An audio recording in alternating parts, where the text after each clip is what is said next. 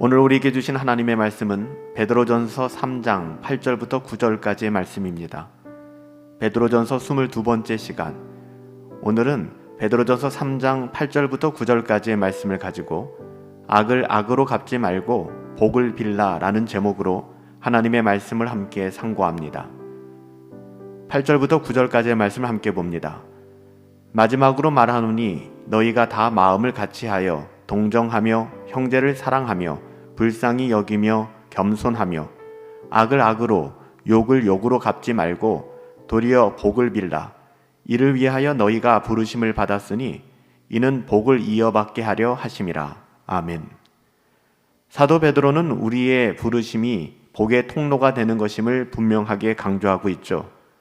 그래서 그 어떤 상황 속에서도 악을 악으로 그렇게 갚지 말고 욕을 욕으로 갚지 말라는 거예요. 정말 이게 쉽지가 않죠.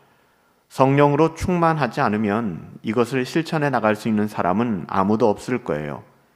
그럼에도 불구하고 하나님께서는 사도 베드로를 통하여 도리어 이런 상황 속에서도 복을 빌어야 한다라고 말씀하셨습니다. 왜 이렇게까지 해야 하는 것일까요?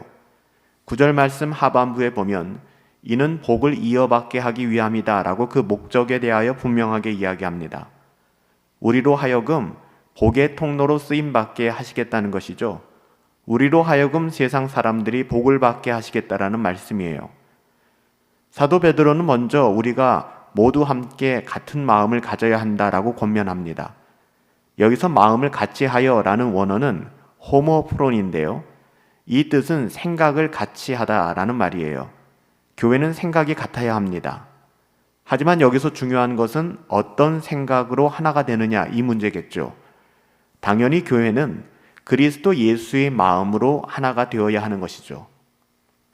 사도 바울은 로마서 12장 16절에서 서로 마음을 같이 하라. 이 마음 역시 생각으로 번역할 수 있습니다. 서로 마음을 같이 하라, 서로 생각을 같이 하라 권면하였죠. 또한 고린도전서 1장 10절에서는 같은 마음, 같은 생각과 같은 뜻으로 온전히 하나가 되어라 이렇게 권면합니다.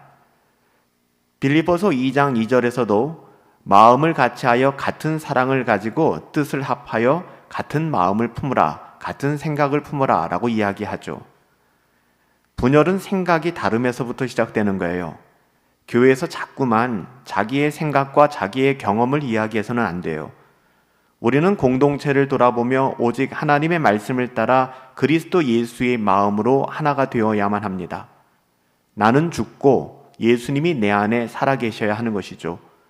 그러므로 우리는 우리의 생각이 하나 되도록 힘써야만 합니다.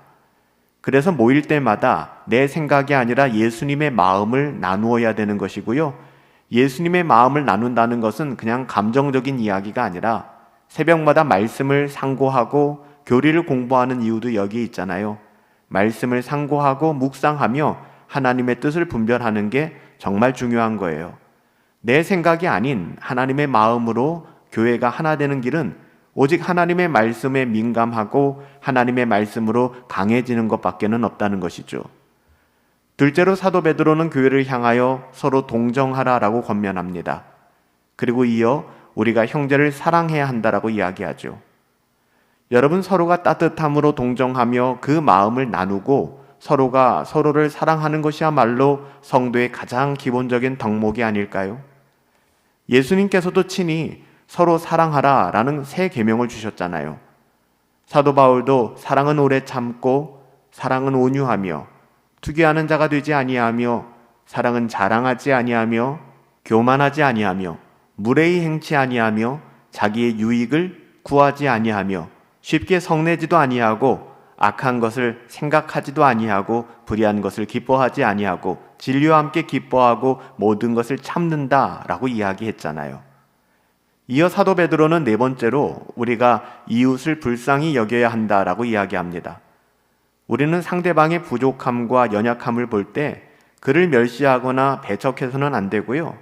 오히려 그의 연약함을 불쌍히 여기는 마음을 가져야 한다는 것이죠. 사도 바울 역시 이런 마음을 가지라고 교훈했는데요. 에베소서 4장 32절 말씀에 보면 너희는 서로 인자하게 하며 불쌍히 여기며 서로 용서하기를 하나님이 그리스도 안에서 너희를 용서하신 같이 하라 이렇게 증거하였습니다. 다섯째로 사도 베드로는 우리에게 겸손할 것을 이야기합니다. 여기서 겸손하다라는 원어는 전통 사본에서는 친절하며라는 말로 소개되어 있는데요. 사실 겸손함과 친절함, 온유함은 분리될 수가 없는 것이잖아요. 사도 베드로는 이런 5가지 이야기를 마친 후에 어찌 보면 이 모든 성품과 행동의 목적에 대해서 이야기합니다. 축복의 통로가 되기 위함이라는 것이죠. 그래서 이전에 5가지 권면과는 조금 결이 다르게 더욱 감당하기 어려운 환경 속에서 우리가 가져야 되는 태도에 대해서 권면하는 거예요. 그게 6번째 메시지거든요. 악을 악으로, 욕을 욕으로 갚지 말고 도리어 복을 빌어야 한다는 거예요. 사실 우리 주 예수님께서도 악한 자를 대적하지 말라. 누구든지 내 오른뺨을 치거든 왼편도 돌려대라 이렇게 말씀하셨잖아요. 또한 주님께서는 너희 원수를 사랑하며 너희를 저주하는 자를 축복하라 이렇게 이미 말씀하신 바 있어요. 사도 바울 역시 아무에게도 악으로 악을 갚지 말라 로마서 12장 17절에 이렇게 교훈하였죠. 사랑하는 성도 여러분, 우리는 하나님의 복을 위하여 부르심을 받은 하나님의 자녀들입니다. 우리는 어떤 복의 통로가 되어야 할까요? 우리가 받은 유일한 위로의 복이 있다면 그것은 죄사함과 구원 그리고 영광스러운 천국의 소망이잖아요. 그러기에 하나님께서 우리 모두에게 주신 이 구원의 복을 깨닫고 귀히 여기며 감사하며 또 서로에게 이 복을 빌어줄 수 있었으면 좋겠어요. 세상에서 그리고 우리가 이 세상을 떠나는 그 순간에서도 이보다 값진 복은 세상에 없으니까요. 하나님께서는 우리를 축복의 통로로 부르셨습니다.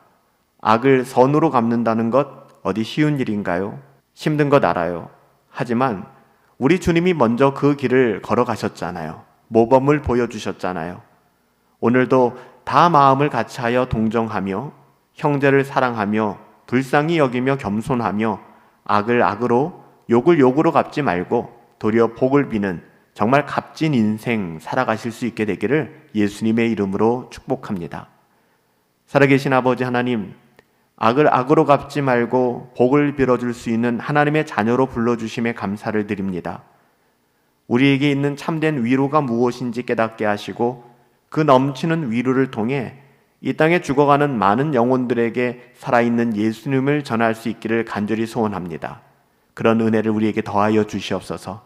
예수님의 이름으로 기도하옵나이다. 아멘. 한 주간의 일상을 시작하며 세상을 이길 믿음을 구합시다.